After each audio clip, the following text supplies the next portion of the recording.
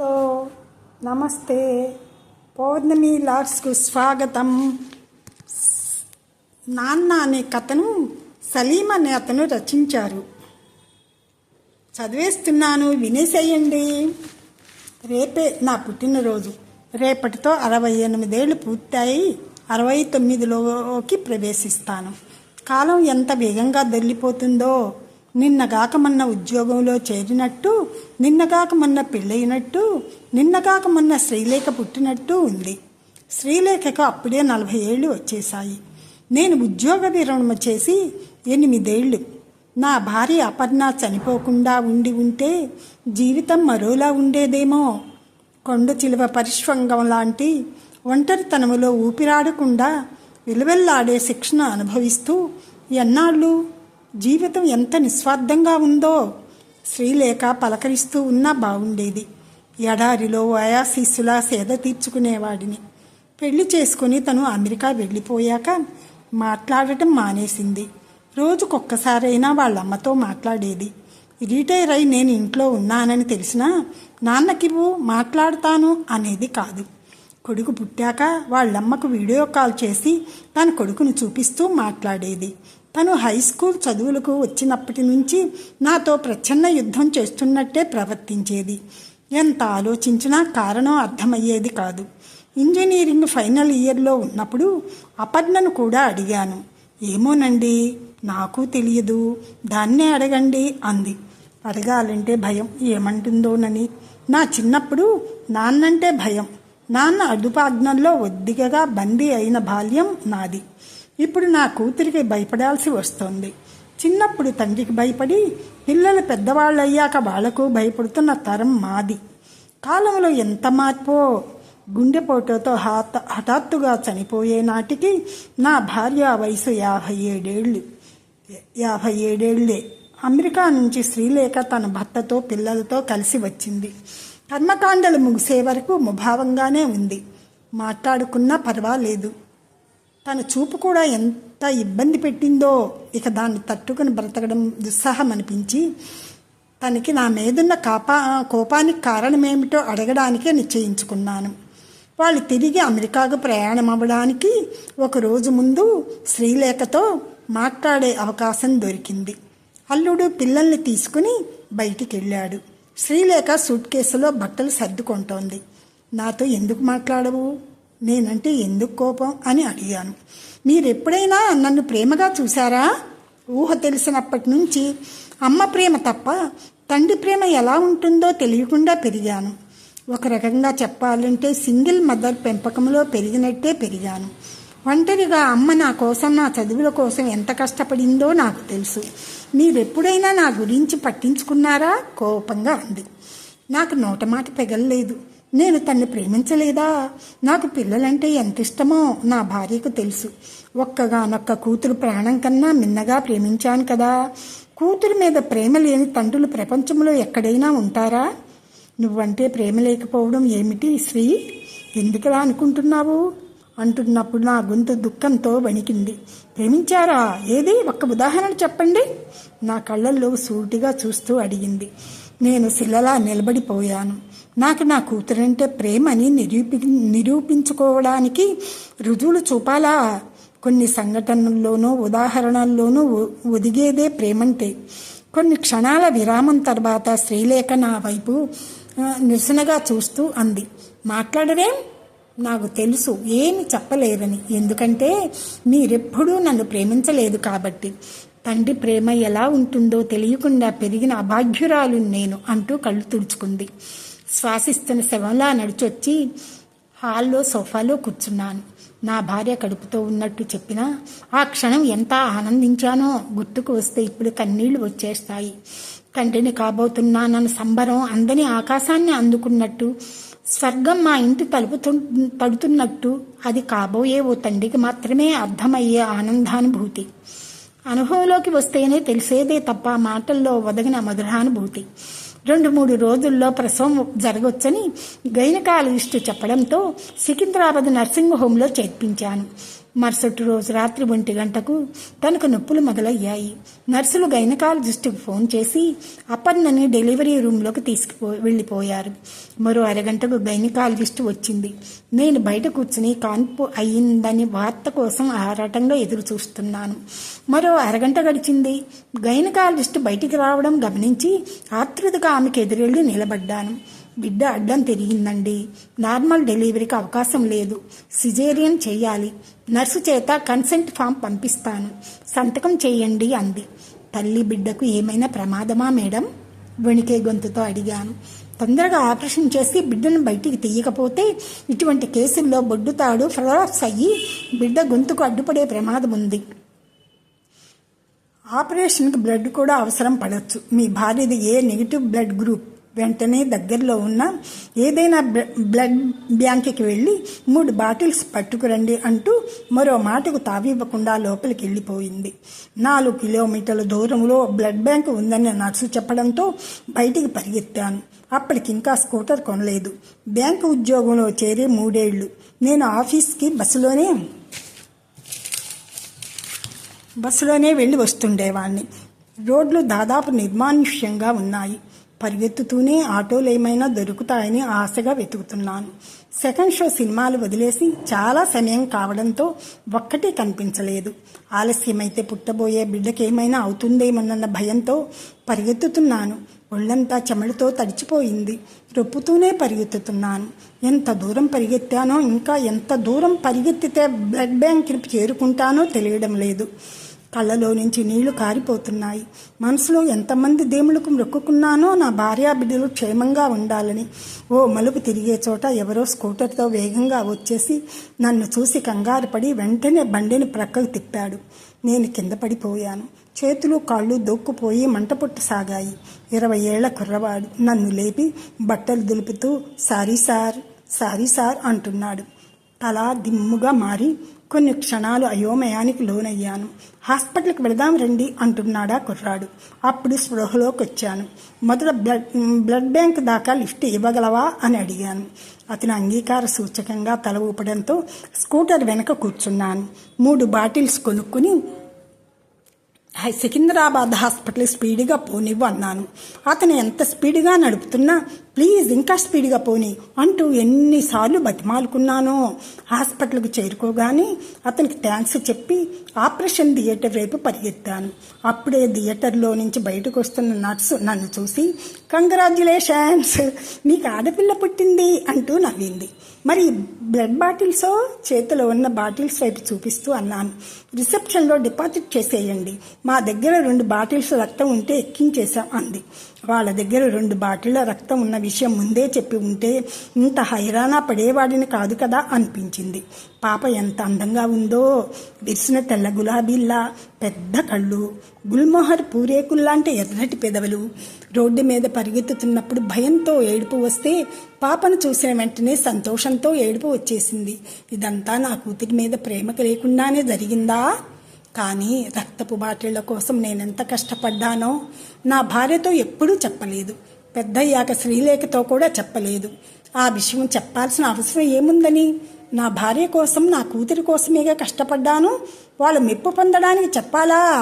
అది నా బాధ్యత కాదా? నా భార్య మీద నాకెంత ప్రేమో నాకు తెలుసు. కానీ ఎప్పుడూ నా భార్యతో ఆ విషయం చెప్పలేదు. మాటల్లో వ్యక్తీకరిస్తేనే అర్థమయ్యేంత బలహీనమైనదా ప్రేమ? చూడటం ఎలాగో తెలిస్తే ఎదుటి వ్యక్తి కళ్ళల్లో మెరుపై కనిపిస్తుంది కదూ. వాళ్ళ బాధ్యతల్ని సంతోషంగా స్వీకరిస్తున్నప్పుడు, ప్రతి అవసరాన్ని జాగ్రత్తగా గమనిస్తూ వాటిని వెంటనే తీరుస్తున్నప్పుడు తెలుస్తుందిగా అది ప్రేమే అని. నా మీద ప్రేమ ఉంది అనడానికి ఒక్క ఉదాహరణ చెప్పండి అని నా కూతురు అడిగినట్టు ఈ లోకంలో ఏ కూతురు ఏ తండ్రిని అడిగి ఉండదేమో. కూతురి ముందు నిలబడి సంజాయిషి ఇచ్చుకోవాల్సిన దుస్థితి ఏ తండ్రికి రాకూడదు. పగవాడికి కూడా ఇలాంటి శిక్ష పడకూడదు. పాపకి 5 ఏళ్ళు వచ్చే వరకు నా పోస్టింగ్ హైదరాబాద్లోనే కొనసాగింది. ప్రతి పుట్టినరోజు వేడుక ఎంత బాగా జరిపేవాళ్ళమో. దానికి తన పుట్టినరోజు అంటే ఎంత ఇష్టమంటే నెల రోజుల ముందు నుంచే నా హ్యాపీ బర్త్డే వచ్చేస్తోంది అనుకుంటూ ఎదురు చూసేది. హైదరాబాద్లో 8 ఏళ్లుగా పాతుకుపోయి ఉన్నానన్న కారణంతో ప్రమోషన్ ఇచ్చి బెంగళూరుకి బదిలీ చేశారు. ఆ తర్వాత ప్రతి 3 ఏళ్లకు ఒకసారి బదిలీ మీద వేర్వేరు ప్రాంతాలకు వేర్వేరు రాష్ట్రాలకు వెళ్లాల్సి వచ్చింది. నా కూతురికి ఏ చిన్న అసౌకర్యం కలగకూడదని, తన చదువు చక్కగా సాగాలని, ఒంటరి జీవితం ఎంత కష్టంగా ఉన్నా నేనొక్కడనే ఊళ్ళు తిరిగాను తప్ప కుటుంబాన్ని కదిలించలేదు. ఎంత దూరంలో పోస్టింగ్ ఉన్నా శ్రీలేఖ బర్త్డేకి మాత్రం హాజరు కావడానికే ప్రయత్నించేవాడిని. కొన్నిసార్లు పని ఒత్తిడి వల్ల వీలయ్యేది కాదు. మొదట్లో తన బర్త్డే ఫంక్షన్లో నేనుండాలని పట్టుబట్టిన శ్రీలేఖ తర్వాత నా కోసం ఎదురు చూడకుండానే పుట్టినరోజులు జరుపుకోసాగింది. తనకేం కావాలన్నా వాళ్ళమ్మనే అడిగేది. తన మనసులోని మాటల్ని వాళ్ళమ్మతోనే పంచుకునేది. నేను ఎప్పుడైనా సెలవు పెట్టి ఇంటికి వచ్చినా నా ఉనికిని పట్టించుకునేది కాదు. ఎందుకు శ్రీ నాతో అంటి ముట్టినట్టు ఉంటుంది అని నా భార్యని అడిగాను ఓసారి. పెద్దదవుతుందిగా, దాని ప్రపంచంలో అది ఉంటుంది. ఇప్పుడు పిల్లలందరూ ఇలానే ఉన్నారు. వాళ్ళతో పోలిస్తే ఇంకా మన పిల్ల నయం. అయినా మీరు శ్రీతో కలిసి గడిపిన సమయం ఎంత? దానికి 5 ఏళ్ల వయసు. అప్పటి నుంచి ట్రాన్స్ఫర్లంటూ ఊళ్ళు పట్టుకుని తిరుగుతున్నారాయే. నేను 24 గంటలు అందుబాటులో ఉండటం వల్ల నాతో చనువు పెరిగింది. మీరన్నా కూడా దానికి ప్రేమే, మీలానే బయటికి చెప్పదు అంతే అంది. పదవీ విరమణకి మరో 5 ఏళ్లు సమయం ఉందనగా నా అభ్యర్థన మీద మళ్ళీ హైదరాబాదులో పోస్టింగ్ ఇచ్చారు. అప్పటికే శ్రీకి పెళ్ళయి 2 పిల్లలు అమెరికాలోని ఫినిక్స్లో సొంత ఇల్లు కొనుక్కుని అక్కడ సెటిల్ అయిపోయారు. ఎప్పుడో ఏడాదికో 2 ఏళ్లకో ఒకసారి వచ్చేది. వారం రోజులు వాళ్ళమ్మతో గడిపి మరో 2 వారాలు వాళ్ళ అత్త వాళ్ళతో గడిపి తిరిగి వెళ్ళిపోయేది.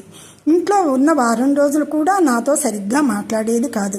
ముభావంగానే ఉండేది. ఎంత ఆలోచించినా నేను శ్రీకి కోపం తెప్పించే పనులు ఏం చేశానో గుర్తుకు రావడం లేదు. 10వ తరగతి చదువుతున్నప్పుడు క్వార్టర్లీ, హాఫ్ ఇయర్లీ పరీక్షల్లో తక్కువ మార్కులు వచ్చినందుకు కోప్పడ్డాను. తను బాగా చదువుకుని మంచి ఉద్యోగంలో స్థిరపడాలనే ఆశతోనేగా అలా చేశాను. తండ్రిగా అలా కోరుకోవడం తప్ప. ఇంటర్లో ఉన్నప్పుడు గంటలు మొబైల్ ఫోన్లో మాట్లాడుతుంటే మందలించాను. నిద్రపోకుండా ఫోన్ మాట్లాడితే చదువుతో పాటు దాని ఆరోగ్యం పాడైపోతుందేమోనని భయంతో హెచ్చరించాను. మగపిల్లలతో మాట్లాడటం తప్పని చెప్పలేదే. జాగ్రత్తగా ఉండమని మాత్రం 1-2 సార్లు చెప్పాను. నిజమే, తన పుట్టినరోజు వేడుకలకు పని ఒత్తిడి వల్ల వెళ్ళలేకపోయిన సందర్భాలు చాలానే ఉన్నాయి. చిన్నతనంలో అలిగి కూర్చునేది. పెద్దయ్యాక అయినా నా పరిమితులను అర్థం చేసుకోవాలిగా. 100 మైళ్ళ దూర ప్రయాణం చేయడం అంటే శ్రమతో పాటు ఖర్చుతో కూడుకున్న వ్యవహారం. సెలవులు కూడా దొరకాలిగా. బర్త్డే గిఫ్ట్లు పంపేవాడిని. కొన్నిసార్లు గిఫ్టులు పంపలేకపోయాను. అందుకని వాళ్ళమ్మతో నాన్నకు నేనంటే ప్రేమ లేదు అన్నదని తెలిసి ఎంత బాధపడ్డానో నాకే తెలుసు. పుట్టినరోజు ఫంక్షన్కి హాజరైతేనే ప్రేమ ఉన్నట్టా? ఖరీదైన బహుమతులు ఇస్తేనే ప్రేమ ఉన్నట్టా? ఇలాంటి చిన్న కారణాలతోనే నాకు తనంటే ప్రేమ లేదని నిర్ధారించుకొని నా మీద వ్యతిరేకతను పెంచుకోవడం న్యాయమా? ఇవే ఆలోచనలతో రాత్రి నిద్ర పట్టలేదు. రేపైనా అమ్మాయి నుంచి పుట్టినరోజు శుభాకాంక్షలు నాన్న అంటూ కనీసం మెసేజ్ అయినా వస్తుందని ఆశ వస్తుందా? శ్రీకి 2 ఏళ్ల వయసున్నప్పుడు బాగా జబ్బు చేసింది. నర్సింగ్ హోంలో చేర్పించాను. పాప కండిషన్ సీరియస్గానే ఉంది. 24 గంటలు గడిస్తే కానీ ఏమీ చెప్పలేను అన్నాడు డాక్టర్. అతను అనగానే నా గుండె జారిపోయింది. భయం పట్టుకుంది. నా కూతురికి ఏమైనా అయితే నేను తట్టుకోగలనా? లేదు, మీ కాళ్ళు పట్టుకుంటాను. నా కూతుర్ని ఎలా అయినా బతికించండి అంటూ కన్నీళ్లతో వేడుకున్నాను. భగవంతుని దయ వల్ల దానికి జబ్బు నయమైంది. ఈ విషయం కూడా నేను ఎప్పుడు అపర్ణకు కానీ శ్రీకి కానీ చెప్పలేదు. ప్రేమ ప్రచారం చేసుకునే విషయం కాదుగా. తండ్రి ప్రేమను అర్థం చేసుకోవాల్సిందే పిల్లలే కదా. మనం చెప్పినా నమ్ముతారా? అయినా ఎందుకు చెప్పాలి? పిల్లల నుంచి ప్రేమను ఆశించి చెప్పాలా? అడిగితేనే దొరికేదాన్ని ప్రేమంటారా?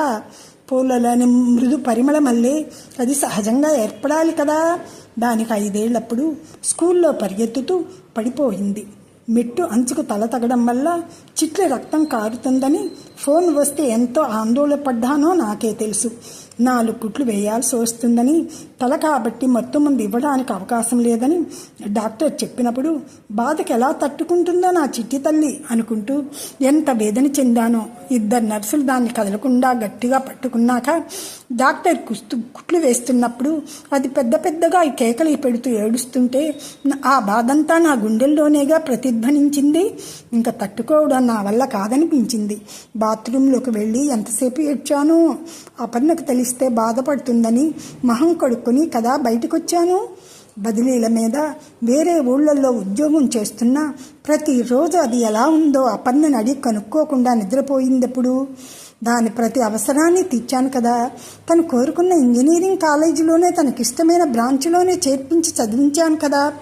దానికి పెళ్ళిడు వచ్చినప్పుడు హైదరాబాద్ సంబంధాలనే వెతకడానికి కారణం ప్రేమేగా. పెళ్ళైనా అది హైదరాబాద్లో కాపురం ఉంటే మా కళ్ళెదురుగా ఉంటుందని ఆశపడటం ప్రేమ వల్ల కాదా? సీతాదేవి అగ్నిలో దూకి పునీత అయినట్లు ఏ నిప్పుల గుండంలోకి దూకి నా ప్రేమను రుజువు చేసుకోవాలో తెలియడం లేదే. తను అబ్బాయిని ప్రేమించానని, అతను అమెరికాలో సాఫ్ట్వేర్ ఇంజనీర్గా పనిచేస్తున్నాడని చెప్పినప్పుడు పెళ్ళయ్యాక తను దూరంగా వెళ్ళిపోతుందన్న బాధని మనసులో దాచుకుని అది సంతోషంగా ఉంటే చాలనుకుని ఆ అబ్బాయితోనే పెళ్లి చేయడం నా ప్రేమకు నిదర్శనం కాదా? నా స్వాగతంలో అయినా ఇలా సంజాయిషి ఇచ్చుకుంటుంటే సిగ్గనిపిస్తుంది. తండ్రి తమకు దూరంగా అక్కడెక్కడో అవస్థలు పడి సంపాదిస్తుంది తమ కోసమే అని, అందులోనే ప్రేమ దాగుందని ఈ పిల్లలకి ఎప్పుడు అర్థమవుతుందో. తెల్లవారింది. నాకు పుట్టినరోజు శుభాకాంక్షలు తెలుపుతూ ఎవరెవరి నుంచో ఫోన్లు మెసేజ్లు రావడం మొదలయ్యింది. ఆఫీసులో నాతో పాటు పనిచేసిన వాళ్ళు దగ్గర నుంచి, బంధువుల నుంచి, స్నేహితుల నుంచి, శ్రీ నుంచి వస్తుందేమోనని అంతలా ఎదురు చూశాను. ఫినిక్స్కు ఇక్కడికి సరిగా 12 గంటల వ్యత్యాసం ఉంది. ఇక్కడ సాయంత్రం అయితే కానీ అక్కడ ఉదయం కాదు. అందుకే మెసేజ్ సాయంత్రానికి వస్తుందని ఆశ. రాత్రి 10 దాటినా రాలేదు. 11 వరకు ఎదురు చూసినా రాలేదు. ఇక రాదని అర్థమైపోవడంతో నిరాశ కొండ చిలువలా నన్ను చుట్టేసి బలంగా పిండేసాగింది. నా మీద ప్రేమ ఉందని చెప్పడానికి ఒక్క ఉదాహరణ చెప్పండి అని శ్రీ అడిగినప్పుడు చిన్నపిల్లని బుజ్జగించి నచ్చ చెబుతున్న ధోరణిలో నేను చెప్పిన 4 మాటలు తనకు గుర్తున్నాయో లేవో. ఎందుకు గుర్తుండవు? ఎటొచ్చి సరిగ్గా అర్థమై ఉండవు. అర్థమైతే ఇలా ప్రవర్తించదేమో. నాకు నువ్వంటే చాలా ప్రేమ ఉంది. కానీ దాన్ని ఎలా నిరూపించుకోవాలో ఈ అమాయక తండ్రికి అర్థం కావడం లేదు తల్లి. సరే, నాకు నీ మీద ప్రేమ లేదని అనుకుందాం. అయినా తండ్రిగా నా ప్రతి బాధ్యతని సక్రమంగా నిర్వర్తించాను కదా. నీ తండ్రికి తిండికి, బట్టలకి, చదువులకి అవసరమైనవన్నీ సమకూర్చాను కదా. నువ్వు కోరుకున్న వాడితోనే పెళ్లి జరిపించాను కదా. నువ్వు అమ్మ సుఖంగా సంతోషంగా ఉండాలనేగా ఎక్కడెక్కడికో బదిలీ అయినా అక్కడికి వెళ్ళి ఉద్యోగం చేశాను. పోనీ నాది ప్రేమ కాదు, బాధ్యతే అనుకో.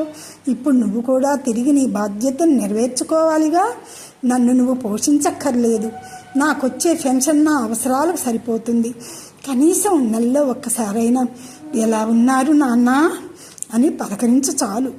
ఏ పండక్కో పబ్బానికో శుభాకాంక్షలు నాన్న అంటే చాలు, సంతోషపడిపోతాను అన్నాను. శ్రీ మొహం తిప్పుకుని వెళ్ళిపోయింది. తప్ప సమాధానమేమి చెప్పలేదు. నేనన్న మాటల్లోనే ఆర్తి, ఆవేదన తనకెప్పుడైనా అర్థమవుతాయా? కూతురు వేసిన ఈ శిక్షణ మోస్తూ అప్పటి వరకు నేను బ్రతుకుంటానా? కన్నీళ్లు బొట్టుబుటా కారిపోయాయి. గోడ మీద వేలాడదీసి ఉన్న క్యాలెండర్ గాలికి కదులుతూ శబ్దం చేస్తుండటంతో ఆలోచనలకు అడ్డుకట్టపడింది. కళ్ళు తుడుచుకుంటూ క్యాలెండర్ వైపు చూడగానే చప్పును గుర్తొచ్చింది. నా బంగారు తల్లి శ్రీలేఖ పెళ్లి రోజు మరో 10 రోజుల్లో ఉందని. ఒంట్లోకి విద్యుత్ ప్రవాహంలా ఉత్సాహం ఉరకలెత్తింది. మంచి గిఫ్ట్ కొని అమెరికాకి పంపించాలి అని. ఈ రోజుల్లో పిల్లలకు అర్థమయ్యే ప్రేమ భాష అదేగా.